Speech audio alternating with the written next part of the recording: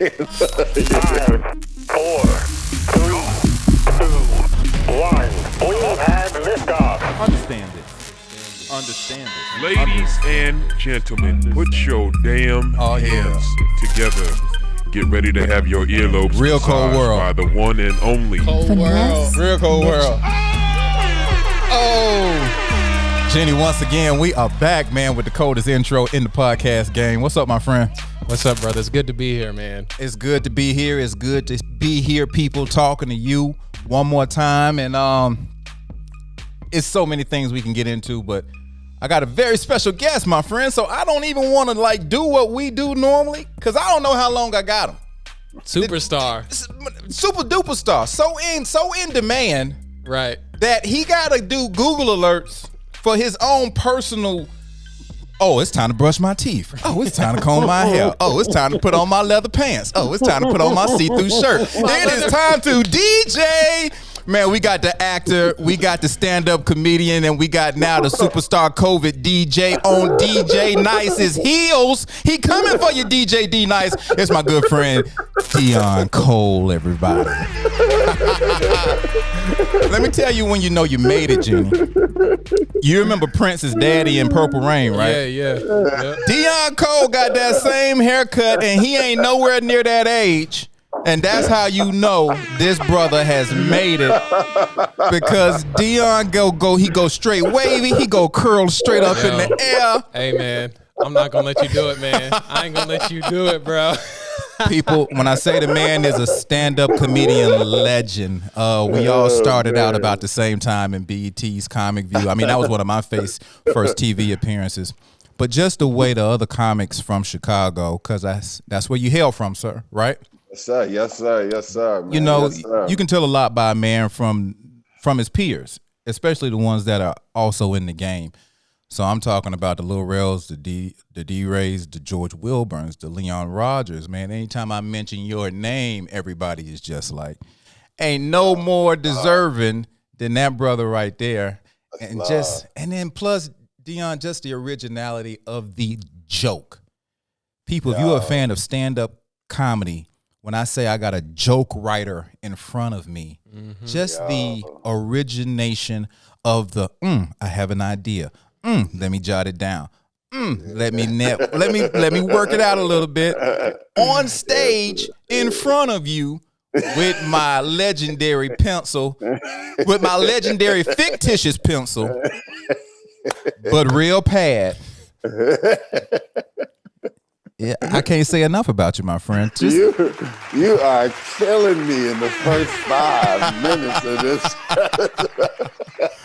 Got me laughing, man. No, man. First of all, congratulations. What a beautiful platform you got here, man. Nothing but success to you. You always pushing the envelope, rocking, going into different type of terrains that most people ain't in, man, and just letting us know it's cool to do this and it's cool to do that, and always setting a template for everybody, man. So thank you so much for letting me be a part of your platform, man. But yeah, man, thank you so much.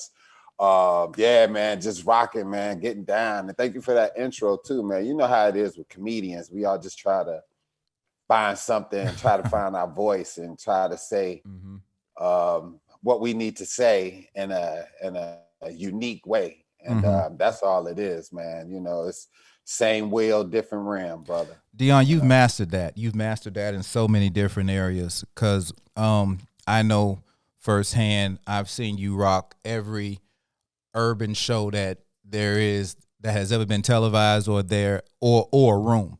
And when I mean urban, that's code people for black, ethnic, ghetto, super black, super Negro-ish, you know. And it's effortless for you, brother. People automatically like your personality before you even say a word. You command the stage with just your eyebrows. I've seen the man look at the people. Check out the man Netflix special. He just stare at you like Michael Jackson on the Victory Tour. Remember when Michael Jackson popped out and didn't even say nothing to nobody for 2 minutes? Hey, yo, I'm gonna tell you something. I got that from him. I'm not gonna even lie. That's funny. You brought that up. I remember watching what was that last movie he did, man? The tour movie right before he died. This way or something. Something anyway. Yeah. But he said, This is it. This is it. This is it. Mm-hmm. He told them, he said, man, let me have my sizzle moment. That's called sizzling. Yeah. I was like, this what? Sizzling? You know what? But I was like, you know what? That's cold. What's crazy is that we just look at Mike as an entertainer, and nobody really, I can probably count on my finger probably 5 people that I know who's like, oh, yeah, I know him. Like, we talk. Yeah, that was my guy. Wow. Just to hear Michael, whether in conversation through third party or on his own thing, talking about, oh, let me get my sizzle moment. Let me explain to you. He might as well say, let me explain to you bitches what a sizzle moment is. Yeah. I don't want nobody to move for the first 2 minutes because it's just going to be me. And I swear, bro, not only is Charlotte a hot city, and I'm talking about Deon Cole's cold-hearted Netflix special, which has to be rated in at least the top 5, top 10 of 2000. Is it? Did it drop in 21 or no? In 2020? 19. Oh, it dropped in 19. It dropped in 19. Yeah, the end of 19 it dropped. Bro, let me tell you something. And if people ain't gave you the flowers or what you need, you know your brother over here, man. You know I know stand up. Yes, you do. Yes, bruh, you do, brother. You murdered that. Man, thank you. Murdered that. Thank you so much. Man. And what I loved most about that special, Deon, is in the middle of you being funny and you being you have dropped what all of the people who see the future coming has been trying to say. Don't bring that PC bull, that BS over into stand-up comedy, because then you won't even be able to be entertained by us. Yo, that's right. That's right, brother. Oh, man, I'm glad you saw that. This means a lot to hear you say this, man, for real. You know, a lot of people, the people loved it, man. And I felt the love and I saw the difference when I went on tour, when I went to do shows and stuff. And people definitely gave the love up or whatever, you know. But it just felt like sometimes, like, even like other comics and stuff, it was a lot of love too, though, or whatever. But I don't know. I just be hard on myself, man. I'd be like, man, I think I got some more to say, and I got some other stuff to do, and they held us back for so long as far as doing specials on that type of level. It was like I had so much to say in so little time. That's why a lot of people don't realize my special is like 70 minutes long. Like they told me to do 60. And I was like, I told them, I said, I don't know what to take out. It was at 75 minutes and I took out 5. And then I was like, I don't know what to take out. I gave it to Netflix. And I was like, if you can find something to take out, let me know. And they watched it and they was like, we just gonna run the whole 70. Right. And they only let a few people do that, like Ray Romano and a couple other cats like that. But it all came off of me doing the stand-ups. They was doing like a new thing on Netflix where they had 6 comedians doing 30 minutes. And I had just did an hour special on Comedy Central. So I was like, why would I do 30 minutes? I was like, I'm not doing that. And they was like, no, Netflix is a different beast. You do 30 minutes on here. If you give us 30 minutes, like you could do an hour after this. And I was like, man, but that's gonna look like I'm going backwards. And I was like, but you know, I'll do it anyway, forget it. And I did it. And people was feeling like that. They was like, why would you go do it 30? But man, after that 30 minutes, it was like people in Brazil and Iceland and Finland and all these places like, yo, we love you, we love you. I was like, damn. And so when it was time to do my special, I just had that in mind, like, yo, I got to do it. So I was like, man, when they was like, yo, it's time for you to do your special, I was like, yo, I'm gonna go all in, and that's just what I did. I'm glad you didn't let me tell you something about you Chicago comics. Y'all like are the Kanye West of comedy. Y'all will sometimes get in your own way and don't let people like say, okay, how about you do this? And you're like, nah, son. You know what I mean? And I'm glad you did the 30 only because you're such a prolific writer that it's not like you would have been burning material. And you're doing them a solid. And then they turned around and did you a solid. And I don't know if you kind of see it like this and said, you know what? That's exactly how I see it. Hey, go and do this. Go and do this. How it all got started, the backdraft, the blueprint, the behind the scenes. Because Deon, they haven't done that for anybody. They did it for you. They haven't done it for nobody. And the whole thing was they allowed me. The guy over at Netflix is a cool guy. He been following me since festivals and all of that. Shout out to Robbie Pro if you're talking about Robbie. I was just about to say, Robbie. You know your boy know everybody Caucasian. Come on now. Oh yeah. Robbie good people. So Robbie was like, man, like anytime something came up that he was doing, even when he went to Netflix, he was like, let me know that. He was like, yo, I'm over at Netflix. I was like, man, good for you. Robbie's just so good people. I mean, just good love all the time. And so he was like, man, I want you to really win at this. And man, this is my show. Please do it for me. And I said, and that was another reason why I was like, I'm just going to do it for Robbie. I know people going to be like, why are you doing 30 minutes? But forget it. And I felt like as a writer, that's our job. Right.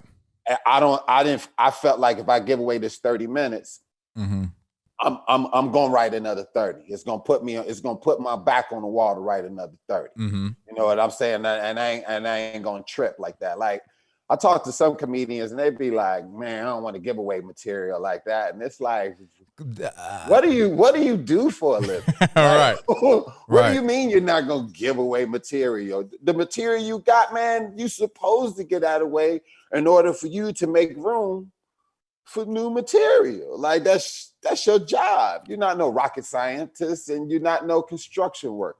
You think jokes. So why would you keep holding on? It forces a comedian to look at himself if he's smart enough to say, am I being lazy? That's the bottom line, bro. Am I being lazy? Bottom line. Am I being lazy? But you know what? Let him be lazy. Yeah.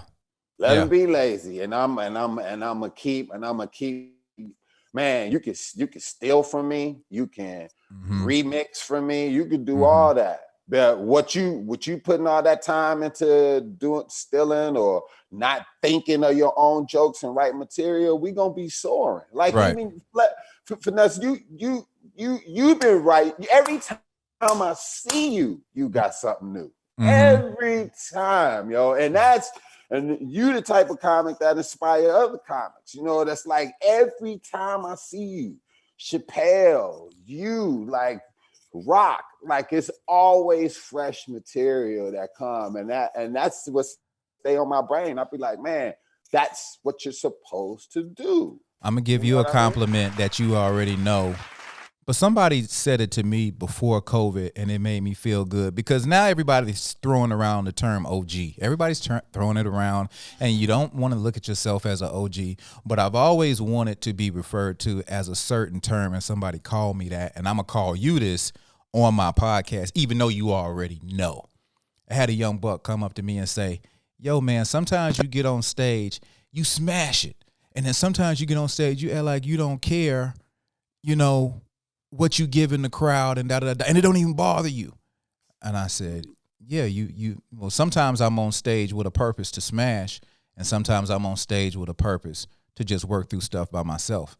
If you catch me on that good day, you got a great show. If you catch me on that day where I drove 30 minutes just to work out 4 minutes and put it in a 15-minute set, 30, you know what I mean? But I really want to get this 4 minutes down, then that's what you saw. Because as soon as I got to laugh, I'm like, all right, so what else y'all want to talk about? And I'm bullshitting the rest of the show. And Deon, he said, man, Finesse, it's just always new, it's just always fresh, man. You just such a comic, man. You just one of them comics want to watch. And I was like, I've always wanted to be called that. No, and that's what you are, bro. You are a comic. Thank you, man. But you the same, man. There's only certain people that I can watch, that I can get inspired and look at and want to go home and go right, man. There was one point in time I would go to shows like out in LA, man, and I'll be like, what's going on, man? Like it's just kind of odd, like it's weird, but I don't want to complain because I don't want to be like the old guy talking. But I'm like, yo, what happened to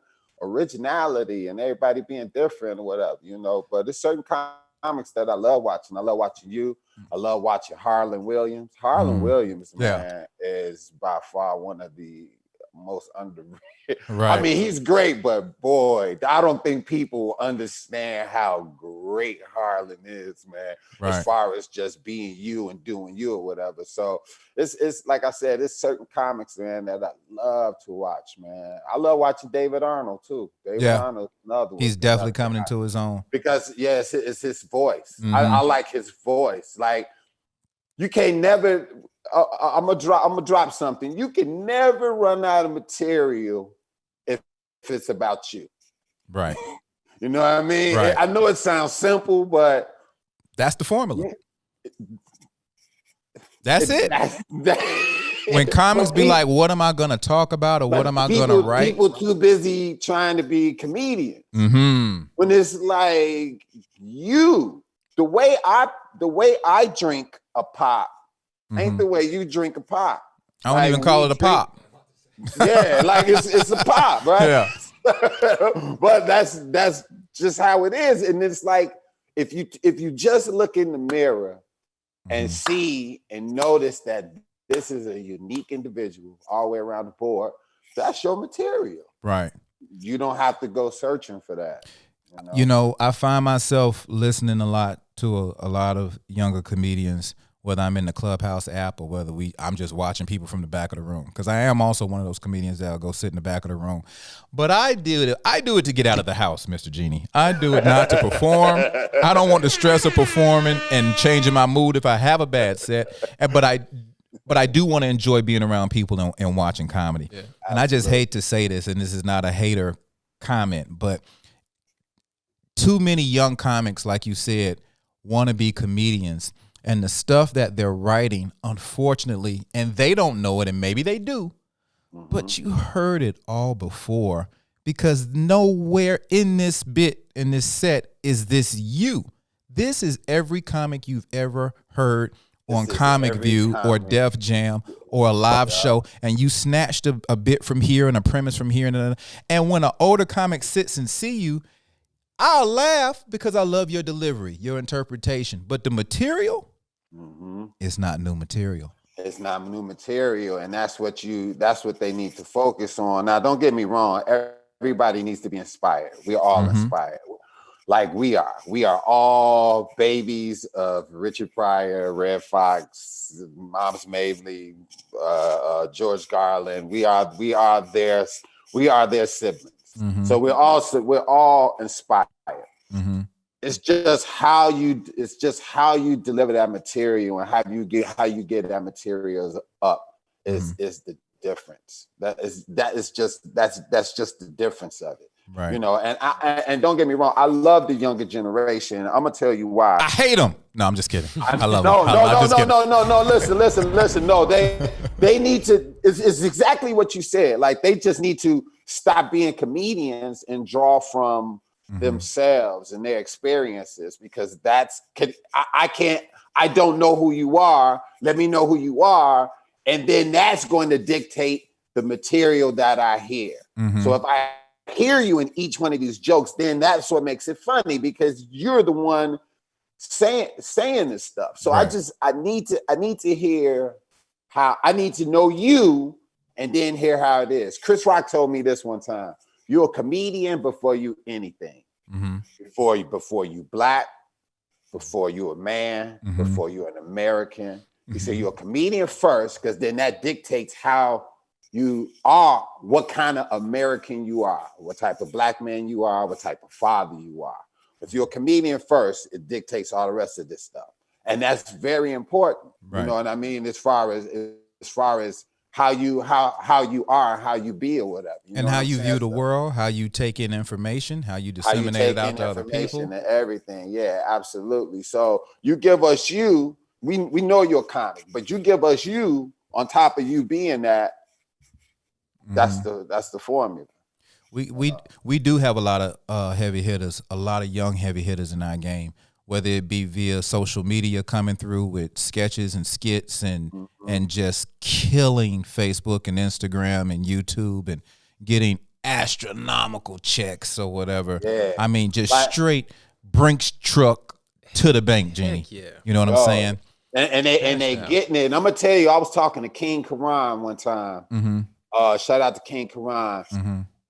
And King Karan he keep it one thigh wild with you. And he was like this. He was like, man, OG. He was like, man, I love how you be rocking and stuff like that. He was like, but man, you gotta get your social media together. And I was like, yeah, I'm trying. I think I was at like a very low amount of followers and all that, right? And he was like, you gotta get your social media together, brother. I was like this, yeah, I'm trying, man. I be feeling silly doing that. He was like, the difference between my generation, your generation, my generation he was talking about him. He said, my generation, we go get it. We go make it happen. He was like, I don't buy gym shoes no more. He was like, I post about it. They send them to me.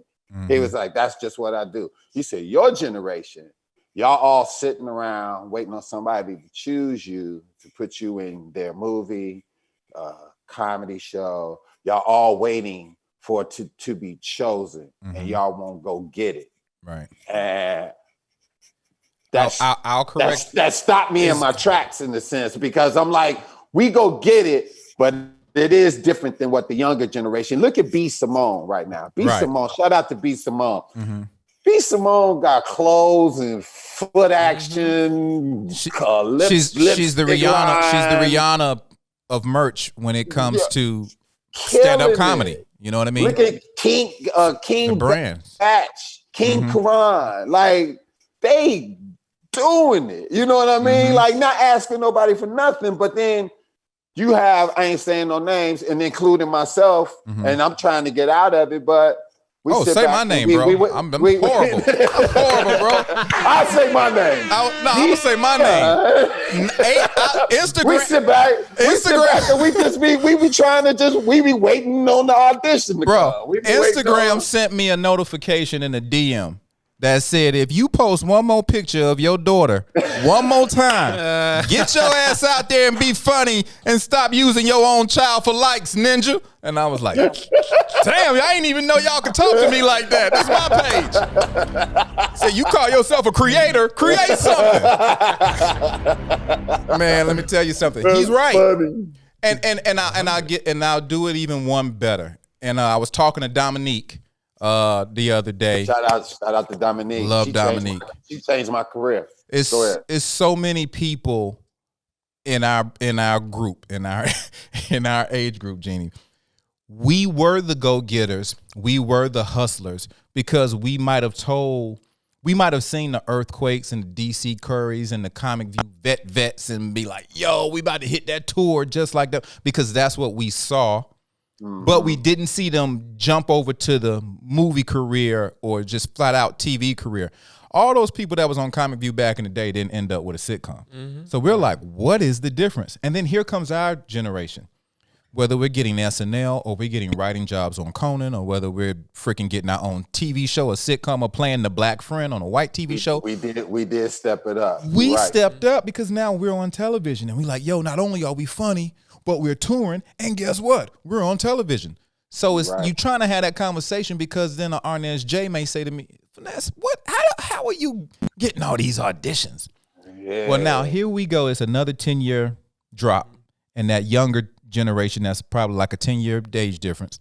They in between, and I ain't talking about the young babies, but I'm talking about that 27 to 37. Millennials. Yeah, they are saying, hey, man, we love stand-up too, and we're going to try that after we finish going to the bank to drop off this fat-ass check, because we've been making 6 videos a day.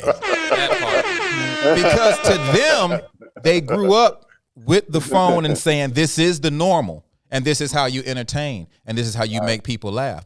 Oh, stand up. Oh, yeah, man, so-and-so, those my people. And that's my joint. And I'm so in. And Chappelle and Rock and da-da-da. But that wasn't necessarily their first out the gate move.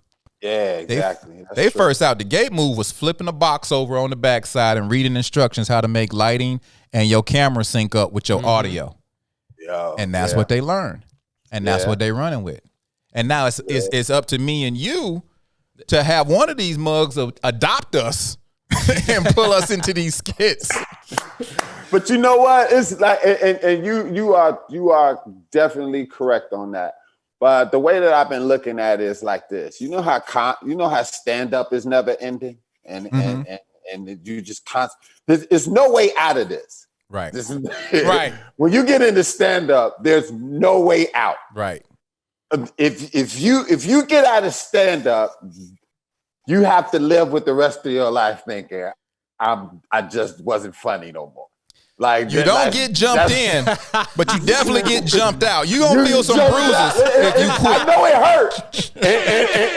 and make a meme of this right here. Where we make a video of this. Right. You're going to be scarred for the rest of your life. Hey, bro. That open mic. Trying to get out of this. The open mic welcomes you in.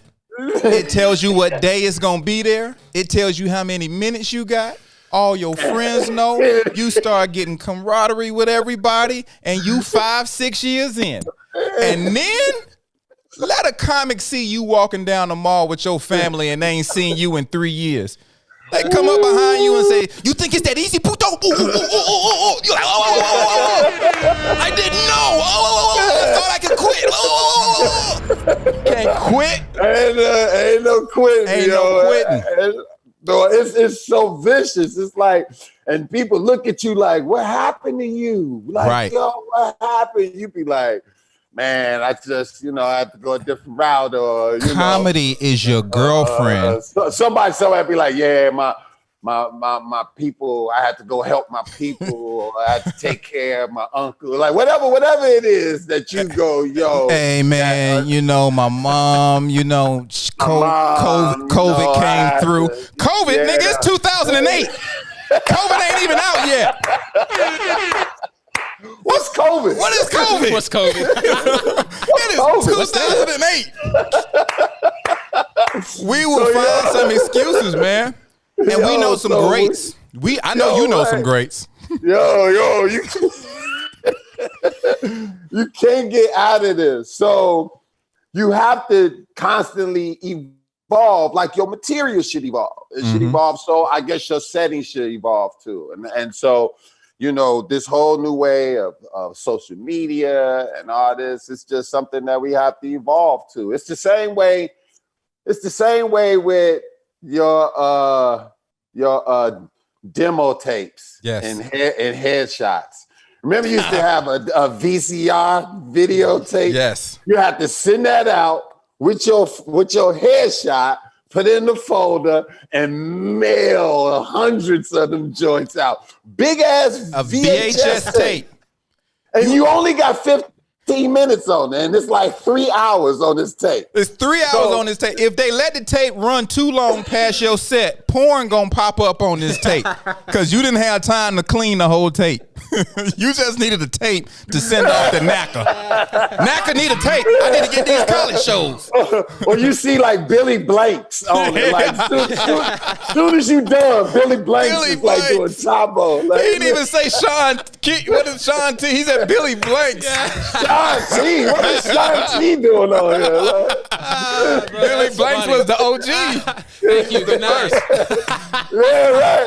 Thank you. Good night. You used to have to send that boy out. Yes. And then it flipped to people going, "Oh, okay, we're gonna send out DVDs." Yo, all right, let me. Yes. So now you got all these DVDs. Yeah. Like in the round tube, like 50 of them stacked up. You had to send them out. Then it went to people like, man, just links. You send out your links and you send this out. Hey, I'm selling thumb drives. Anybody want my thumb drive? I got it on my thumb drive, baby.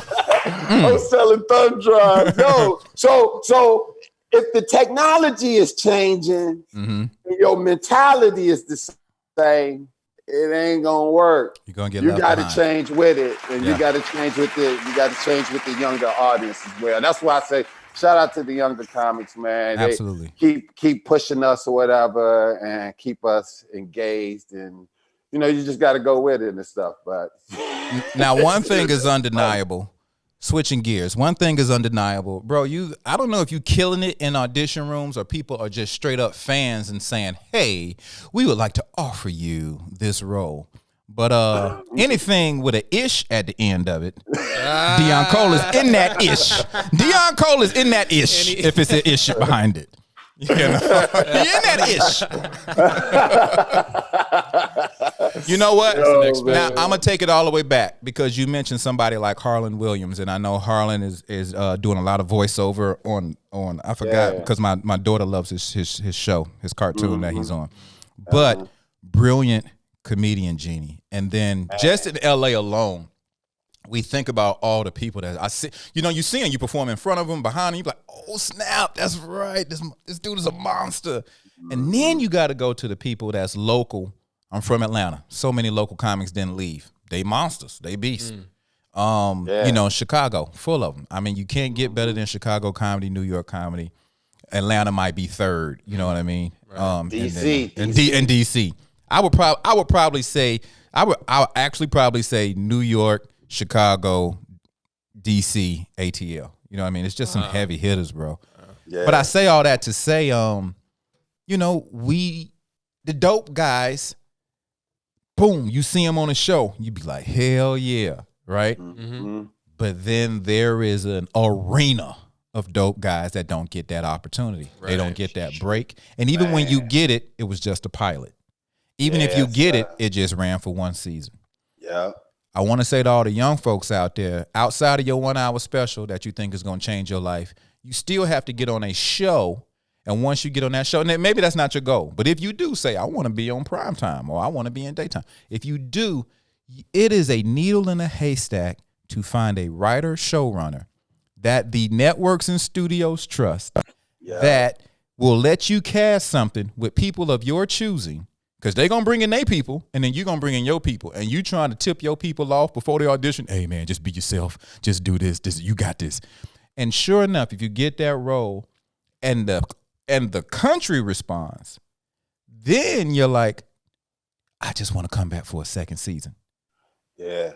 This is so many steps. You hear all these steps? Mm-hmm. Then you get that second season. And I'll never forget, Lauren Michaels told me this. I don't care what show you on. It take 3 years of a running show for people to know your first and last name. And these are people, not your fans.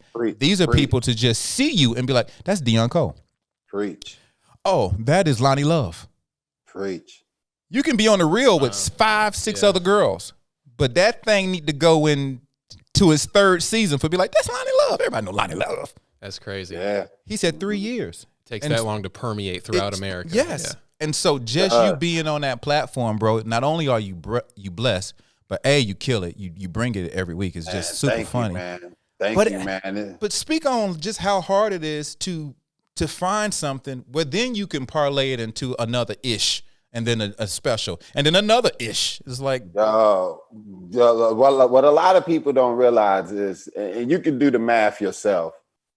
Look at when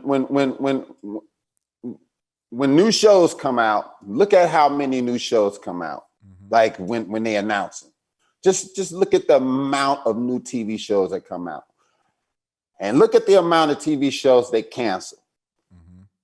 It is so many shows. It's in like the 20s, 30s, 100s. It's in the hundreds, bro. 50s. It's in the hundreds. It's in the hundreds of how many shows come and go. Even if the show stick around for 3 years, like it's still gonna leave or won't be relevant or whatever, like for 4 years or whatever. To find a hit TV show is like lightning in a bottle. Like that's just what it is. That's the way I look at it. Mm-hmm. You know, to be a part of Blackish was like you just didn't. You knew you had something special, but you just didn't know how special it was gonna be. You know what I mean? You just was like, this is great. This is great. Hopefully everybody like it. Mm-hmm. Or hopefully everybody like get what we doing, you know, and that's the best you can do. Mm-hmm. But then when that thing take off, boy, right.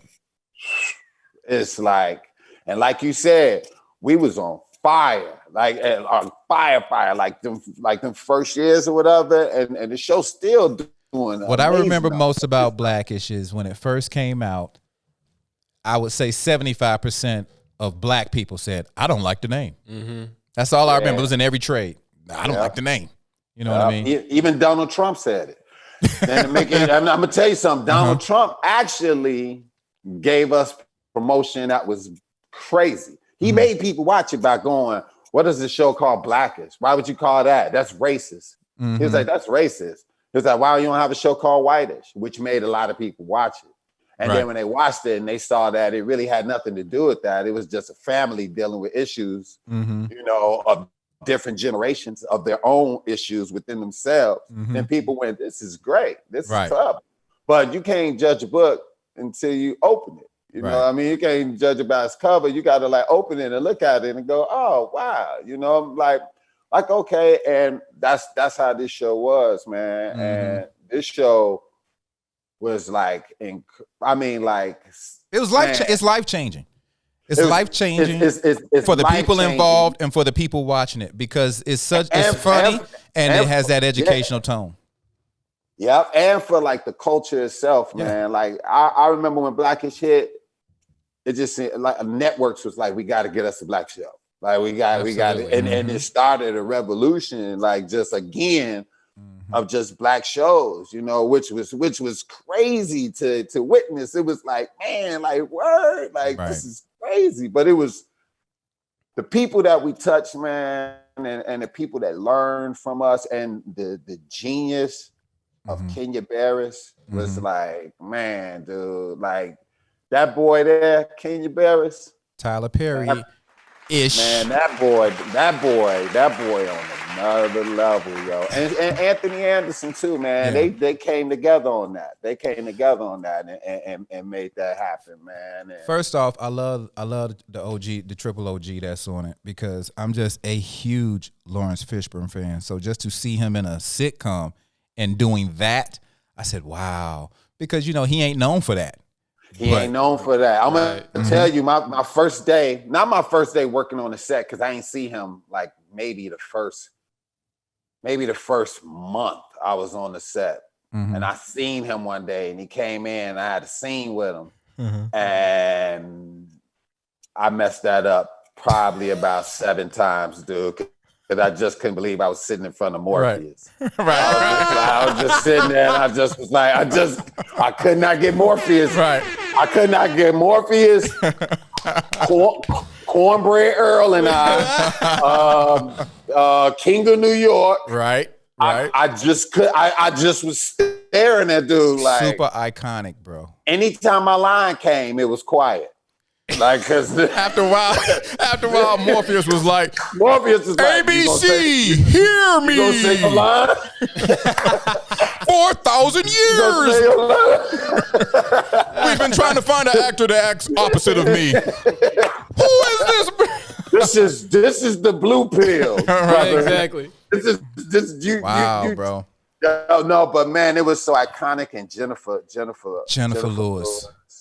And then you said Anthony. Anthony is a freaking monster. He is a monster. Anthony, that dude that if you don't know how to act and you go around him, you better leave. Like you better go learn because he gonna eat you up. He gonna eat you up. You better know what you're doing.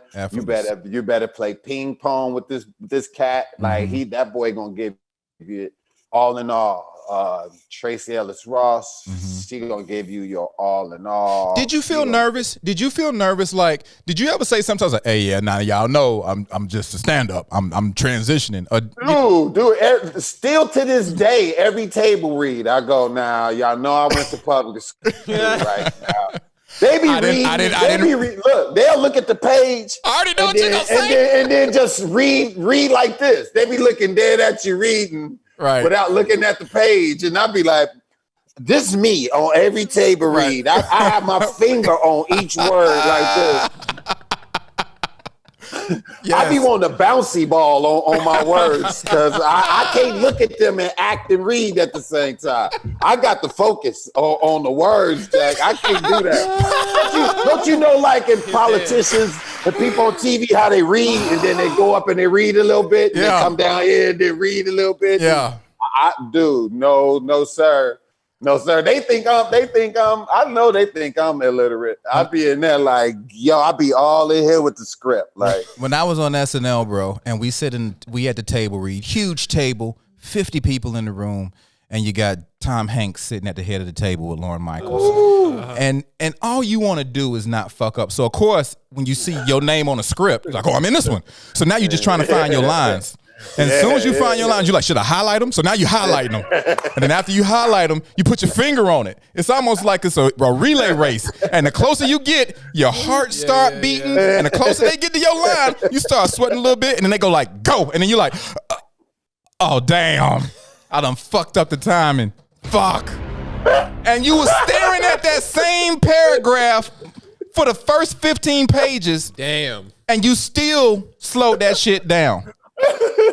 And after, that's me to this day. Yes, bro. I'm not even to this day. We just had a table read the other day, and I was like, read my life. I don't want to say it's black people, but I'm gonna tell you something, man. You want to put a black man under some pressure? Tell him to read out loud in front of people. I ain't gonna let y'all do that. Tell him everybody ain't you. This cat Notre Dame. I ain't gonna let y'all play. And USC. This dude is a doctorate over here. Don't let that curly perm fool you. This dude can read in his sleep. But black people have a phobia about reading out loud. Dude, I get childlike when you Dude, I get childlike. I get to like scratching my head and looking around the room. Boy, I hate reading in front of people, boy. Ooh. That is not my thing, baby. I tell you, I'll never forget this moment. When I was on SNL, Halle Berry was the second guest on my second show. And I think it was her first time hosting. And Maya Rudolph, Amy Poehler, Tina Fey, and Seth Meyers was all going back and forth in a sketch that nobody had seen. Somebody else wrote it. And it was just like, you could just see the dance going back and forth. And so all the other cast members, we reading along. And I just happened to look over at Halle at the head of the table. And she was staring at Maya and Amy like. And then she caught my eye and I looked at her, I say, I be feeling the same way. Bitch, this shit is crazy. These motherfuckers are some readers out here. She was just like, damn. Because it's tough. Yeah. It is tough. Man, if you don't say that on stage, I got man, you. That's funny. You know who's not a good reader? Like off the cuff, hand him a script. You know who struggles? Oh, Robert De Niro. What? Robert De Niro. Yeah, I'm with it. Robert De Niro. Homie told me by the time you see him on film, he know that script like his favorite pair of underwear. But if you give him a script and say, read it. Yeah, that's epic. That's epic, dude. He doing the Halle Berry. Dude, that's me, man. Like, I can't read in front of people like that, man. I be weird, man. But you give me that script for a little bit, when it's time to shoot, we rolling. We rolling. Like, I got it. And I'm gonna give you something extra on that script too. Like that's how I do it. You know what I mean? I'm gonna give you some extra on that script. I've seen Kenan Thompson. But reading them. Right. I've seen Kenan Thompson. I've seen MGK, Machine Gun Kelly. I've heard Ludacris. There are just certain people, you put a script in front of them, it's just effortless. You know what I mean? It's just like in fluctuation. I know where I am with the character. I know where I want to go. And this is just them skimming it. Right. Like, oh, okay. I see what's going on with the scene. That's how Lawrence, Anthony, and Tracee, and the kids on Blackish. They're killing you, huh? Deon be at the table where he's saying, the fucking kids. Miles, Kayla, and Marcus and Yara Shahidi, and all the kids on Grownish. Right. When all of them read, it is effortless, yes. yo. It's like they don't even be looking at the script. Yeah. They'll like look at it a little bit and then they'll just go into like acting as they reading effortless. And I'll be sitting over there like with the script like let me give I'll be it like, for look, I'll be like Mitchell. this, waiting to see if this is my turn. Like I'll be like, He's hiding behind the script. Deon, huh? Oh, that's me? It's me? Hold on. Hey, who got that bouncing ball? Anybody got that bouncing ball? It's me. I'll be like, it's me. It's my turn. Okay. All right.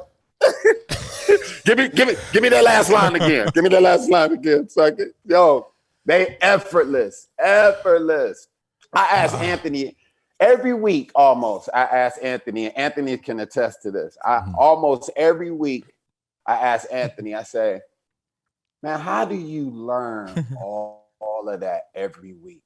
Every week, how you learn that? He was like, man, you say you act as long as I've been, man. It's just muscle memory. Yeah, it is. And it's true because it's true. The more lines that I do get, I go, it just becomes right. It's like this muscle memory where you just remember it. It's almost like somebody performing their music in concert. If you get Mary J. Blige, Ice Cube, and they learning all, they know the lyrics to all of it. Right. I mean, well, it's their songs that they saying over and over again. I guess that's a bad analogy, but muscle memory as far as just retaining that, you know what I mean? Because a lot of the singers, they don't even remember their songs. Right. I remember Jay-Z did the B-side concert where he did like all the songs that was hits but wasn't commercial hits. He was like, man, that was the hardest thing he had to do because he had to go back and try to memorize the stuff he didn't write down in the first place. It ain't like he can go to the little, what my computer? Didn't I write this shit in Microsoft? No, you didn't, brother. Remember, you off the dome. So now you got to learn an Easter speech for 19 B-side songs, my brother. 19 B-side songs. Get the learning. The show is tomorrow. Put his VHS in. You ain't write it down in the get-go. You ain't write it in the get-go. No, you don't know it. All these rappers that be holding the mic out to the crowd like they want us to sing along, them ninjas forgot the damn words. They ain't goddamn wanting us to sing along. They don't know the words. They want us to remind them what they wrote. Hey, man, let's switch to another gear. Are you having fun spending some of this money? Because I don't want to put your personal business out there. I heard you had a very fancy car, sir. I heard Anthony Anderson had a fancy COVID 50th birthday party, and Deon Cole pulled up like he was in a music video. Hey, what'd he pull up in? I'll let him tell you if he want to tell you. I ain't gonna tell you. It wasn't no Lexus truck like mine. It wasn't no 2008. Hey, bro, what'd you pull up in, man? Hey, a car. A little car pulled up in, man. When your car insurance is more than your car note.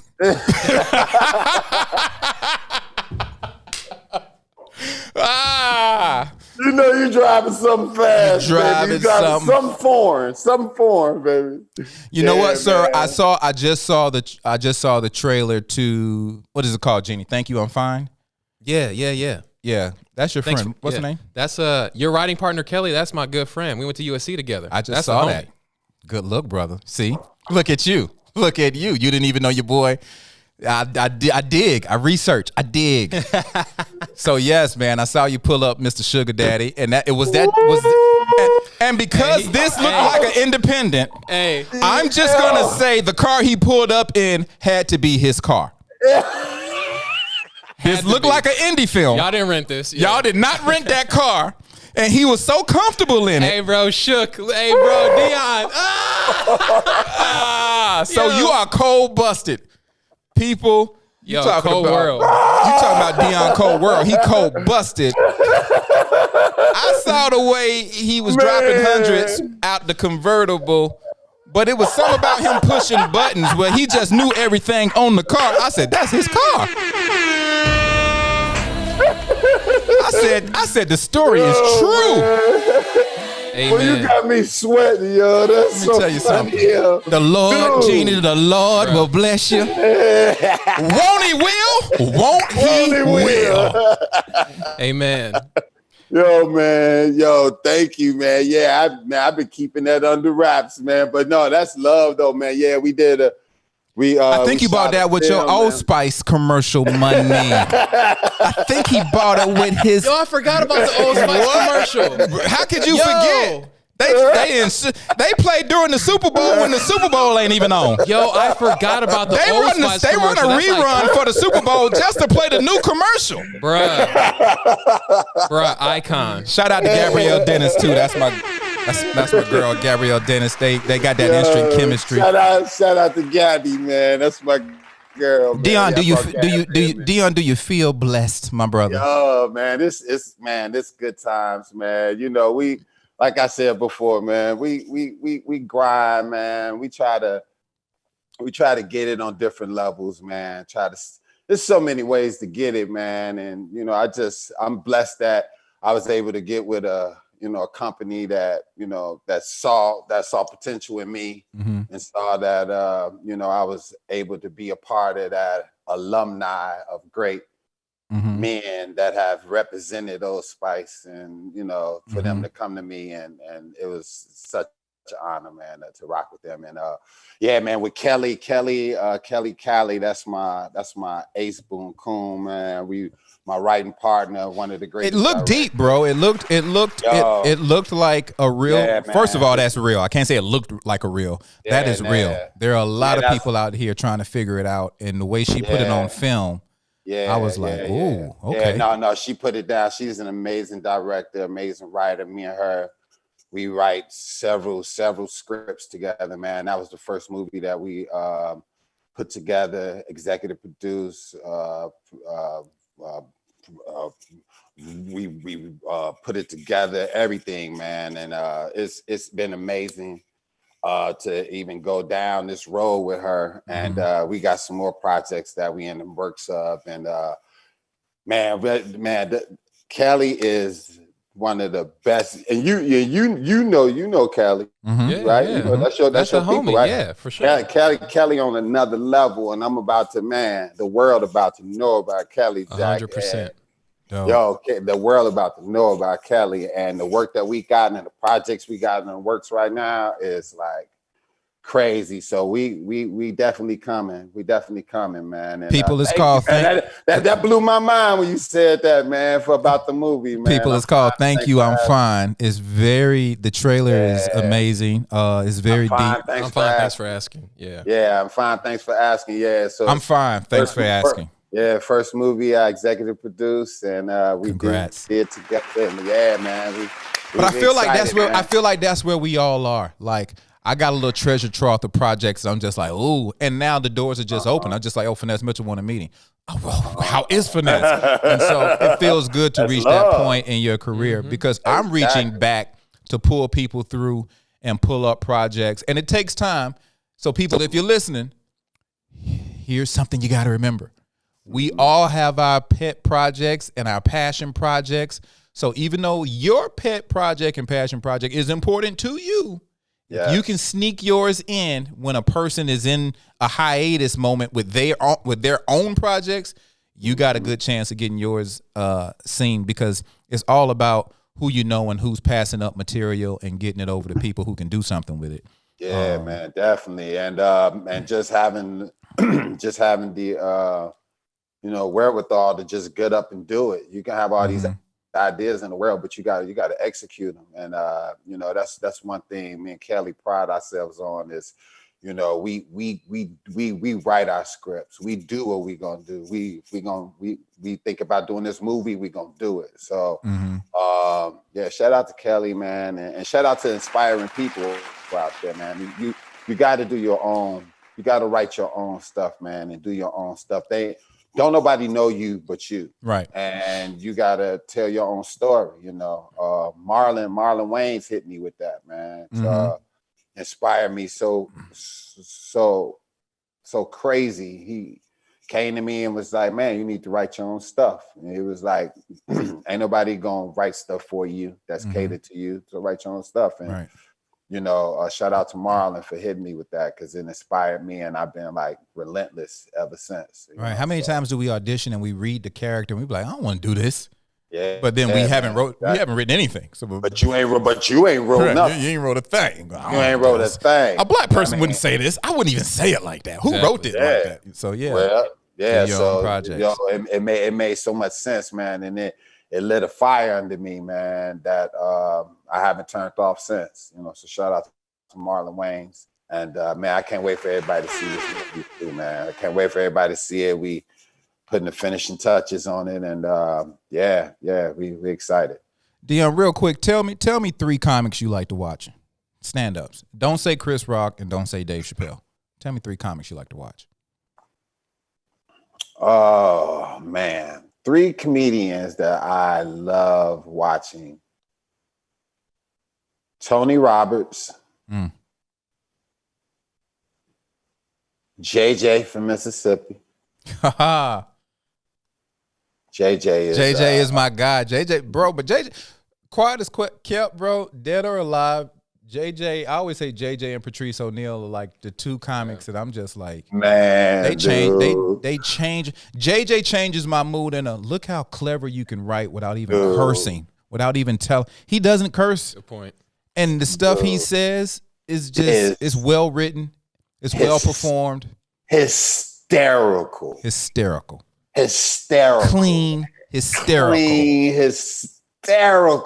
Even writing, and from a writing point of view, yes, writing your face material, you'd be like, I did not think of that. Like, God, that's so genius. But yeah, one of my favorite JJ bits is him saying, "Man, being a dad is tough, man. Being, I got a girl, man, and I just know I'm her dad. I got to tell her some things gonna happen, and she ain't gonna be able to handle some stuff, but some stuff I can walk her through it. You know what I'm saying? Like if she has sex, man, I might have to be in the room because I got to be there and just be like, yo, first of all, this her first time, Playboy. Slow down. Hey, put her leg down. Put her leg down. She don't do all that. This her first. Didn't you hear me say this her first? Yo, I'm mad you did the accent. I'm so mad you did the whole thing. Yo, he's so funny, man. Hey, when the Army recruiter came to my house, I let him in, man. I said, come on in, tell me about this. Okay, so you said I got to get up at 5 in the morning every day? Okay. So what else I got to do? And then how many times we eat a day? So you like this dude is rolling a blunt in front of the Army. Oh, man, it's beautiful. And then Patrice on the other end is just like a Corey Holcomb mixed with just that New York, I don't give a and it's clever. I love. If you don't get offended and if you don't have thin skin and you don't think he talking about you personally as a woman or you personally as a dude or somebody gay or somebody this or somebody that, and you just want to just laugh and just comedy. I love watching Corey Holcomb. I love watching Harlan Williams. I love watching Said. I love watching Said is magnetic. Yeah, that's what you're gonna get from Said. You can't stop looking at Said when he on stage. Like next time you watch Said, see if you turn away. Right. No, I get it. He got that. He not turn away. He has that ick factor. He has you. You ain't gonna want to pee. Right. Nothing. You just go. DL the same way too. DL got that. You want to learn from DL, like I always call him the black CNN. He the black CNN with curse words. The black CNN, So like I know that's more than 3, but I love watching them, man. I love sitting there watching these guys. Earthquake too. Yeah. Earthquake, another. Bro, I just did giant. Earthquake's Quake House, and sometimes you forget what makes people who they are because you ain't been around them in a long time. And Earthquake went on this epic rant about people borrowing money and politics. So at the same, and the way he tied it together, not only was clever, but super Earthquake, super street. Earthquake is like. But when you thought he was done, he went on for another 2 minutes. And 2 minutes is forever. Right. And it was just riffing, and I was just like, oh, that's right. They call you Earthquake. Quake is a monster. I'm gonna tell you something, because she took everything in my divorce. Right. Took all my Facebook friends. I went over to her house and her son playing with the computer. I bought my son, who I turned out ain't even my son. Like, what kind of game is she run on me? Both kids are fraudulent. Yo, you know who? Let me say this. You know who? Man, I did this tour, and I'm gonna tell you a story. I'm gonna tell you one of the funniest dudes in the game and a pioneer. Mm-hmm. And a lot of people stole from this dude, mm-hmm. and he don't get the credit that he should for being as amazing as he is, man. Because so many people that stole from him, but he just been quiet about it and don't even say nothing about it. Mark Curry. Yeah.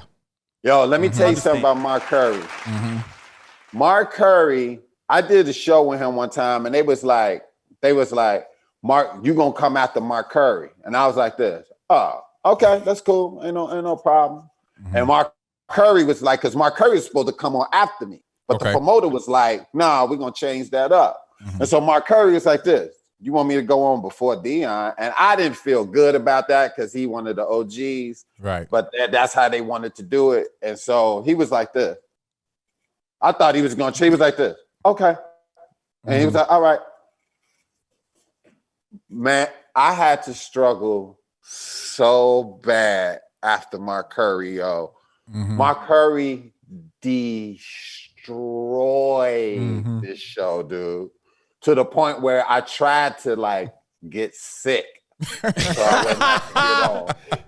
Like, I was like, Mark Curry, after that, I was like this. I forgot how genius he was and how architect he was in this comedy game. Right. And I just was like, I shouldn't have never said, oh, okay, cool. Right. I should have been like, are you crazy? Right. Like I should have fought and went, no, Mark go on after me. And but then Mark would have said, no, that's how the promoter wanted. And yeah, you know and that's how he wanted it. And I ain't see Mark for a long time neither. Mm-hmm. So I was like this, yeah, all right, I'll go on after. But I should have never went okay. Mm-hmm. That's just me. And boy, I went out there like, hey, what's up, y'all? Like, it was nothing left. Right. Nothing left. Because an audience can enjoy a 20-minute set so much that even though there's more show, they good. Mm-hmm. They're like, man, I don't even want to get into the personality of another dude. So now I'm listening, but you got to bring me from zero. Because they at this mode. Yeah. When people do this. When they do that. Dude, and they sitting down on their stomach like, dude, they done. When Mark left, it was nothing left, y'all. It was nothing. It was nothing no one can do. I did the first 10 minutes of my set, I did with my head down. and then I started kind of getting them, and I was getting them. And then I had 10 minutes left. When I started getting them, I had 5 minutes of getting them. Then I had another 10 and I was out. I had 25-minute set. Mm-hmm. So by the time I got them, it was time for me to leave. Mm-hmm. I was like this, never again. Right. Never again. Let me do a show with Mark. I don't care if I'm on a movie poster with just my eyes and it just say my last name. Right. Mark Curry is going after me. Right. I don't care who it is. I think what I learned midway in the game after, because I went through a huge arrogant phase, and because there's 1 minute where you like, oh, you riding a wave, and the next minute you like. Tss. But what I learned with stand-up comedy is everybody who came before you that you've seen on a TV show, like they had their own TV show. Yeah. Whatever got them there, they're that dude. They're not that TV show, and they're not what you've seen lately. You got to think of a person in what was he in his grind that got him his own show.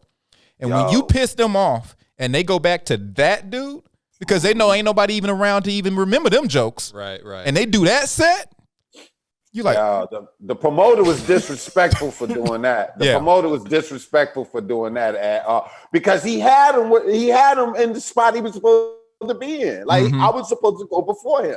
That was it. At the last minute, dude was like, "Yeah, you're gonna go after him," and I was just like, "Really? Like, all right, it's all good." right. Shit. And clearly, the dude didn't talk to Mark about it because Mark looking at you like and looking. No, at he talked to Mark, and Mark was like this. Oh, but so he told Mark first, and then he told you.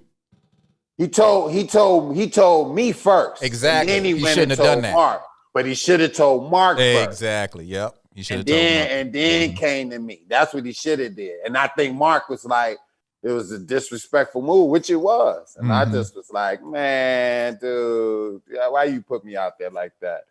I almost left on a whole nother name. Hey, y'all. I'm Marcus, y'all.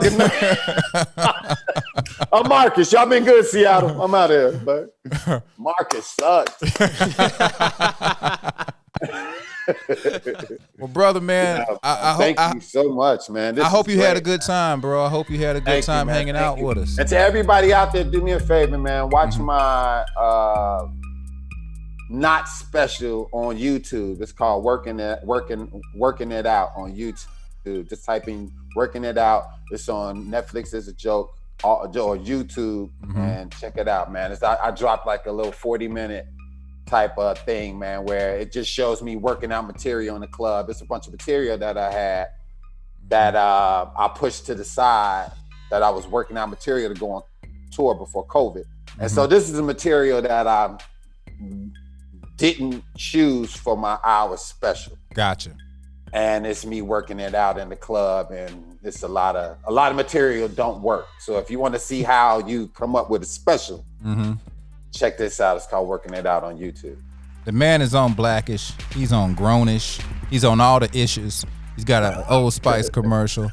And if you ever on a Sunday just happen to accidentally hit your live, you might see him in mid jam session with a muscle shirt on. Muscle shirt might be see-through. You might see some nip. You might see a little nip. But he is making people dance. Disco Sunday he Fellowship. Every Sunday dance. At 11 a.m., y'all. Every Sunday at 11 a.m. Disco. Yeah. We're gonna have to bring you back and just tell us about your love for disco, fashion. Got to ask you some personal questions, relationships, Anytime, and then how you drive a Lamborghini. Anyway, it's Deon Cole, everybody. We love him. Understand this podcast. Y'all rate, review, subscribe. I'm your boy Finesse Mitchell. That's my main man, Jenny D's. We out. Peace.